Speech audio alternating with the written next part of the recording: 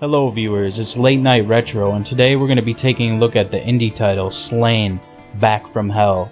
Now before I start my review, I just want to do like a 1 or 2 minute montage highlighting the music and some of the visuals from the game. Those are the two best parts of this game, and I don't want them to get lost in my review while I'm blabbing.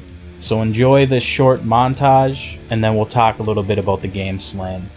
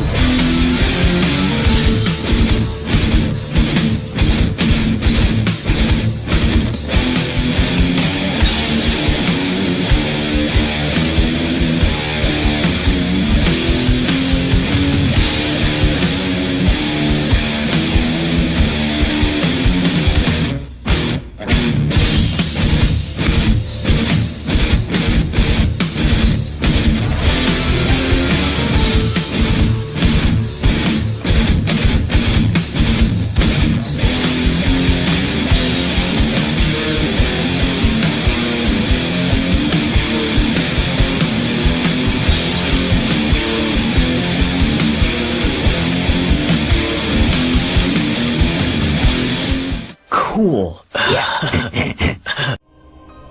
Slain was released in March 2016 and was met with much disdain from the people that bought the game. Basically, you had this beautiful looking game, but everything else about it was wrong, from the gameplay all the way down to the controls. Upon launch, this game was littered with bad reviews, and that stopped me from even trying it, although it truly had my interest. Probably a month after its release, the developer, shattered and broken from seeing all the poor reviews and complaints, set forth on a quest to revamp Slain and bring Slain back from hell. A new sound effects professional was hired along with a new programmer, and then began the revamping of enemy encounters and adding brand new ones.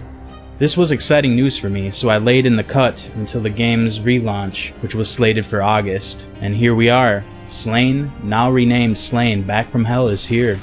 And it's 10 times the game it was. Let's have a look. Slain at its core is a beat 'em up. It does try to add some platforming and puzzle elements as well, but in my opinion they fall short. The enemies are very satisfying to kill, and the deflect ability, which leaves enemies vulnerable for a counterattack, is super satisfying to pull off. A complaint I have is sometimes enemies just feel badly programmed, or out of position in stages. It breaks the immersion from the gory slaughter, and you really feel like you're fighting a programmed robot instead of a hellish hound. Now you won't find this everywhere in the game, but certain places you will really feel it or notice it. Throughout your journey you will unlock 2 more weapons other than your steel sword. You have a fire sword and an icy axe. With those 3 weapons armed, you can switch them on the fly and will navigate through stages using those weapons to exploit the weaknesses of your enemies. Some enemies die easier by steel, others by fire, and then others by the chill of your icy axe. You also come equipped with magic. Your magic has 2 functions. You can unleash a magical projectile attack that can be charged for more power at the cost of mana, or choose to unleash an explosion, sacrificing all your mana. The explosion annihilates pretty much all the weaklings on screen, such as the hordes of skeletons or swarms of witches, but isn't strong enough to kill the buffer enemies.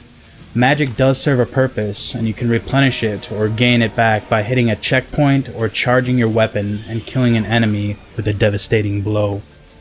The stage design at times is really well or really mediocre. Sometimes you find yourself enjoying navigating through a level. Other times it can be monotonous or just not very fun. I think the sewers was my favorite level. It played on all the elements of the game's stage design, put them together, and made one enjoyable experience. The game uses switches to open up doorways ahead of you or to unlock secrets. Sometimes I found these switches annoying or unnecessary.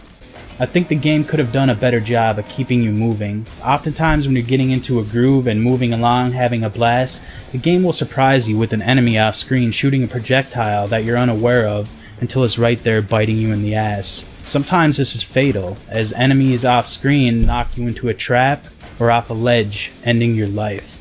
Now the game's difficulty preys on situations like that. The game puts you in a situation, lets you die, then respawns you at a checkpoint and says, do better now that you know what's ahead of you. I never enjoyed that breed of difficulty, maybe some do. I would rather keep a pace throughout the stage and fight fair but brutal encounters, rather than those I cannot see coming. I guess if they ever make a Slain 2, I would just ask for more or better platforming and at times faster paced action.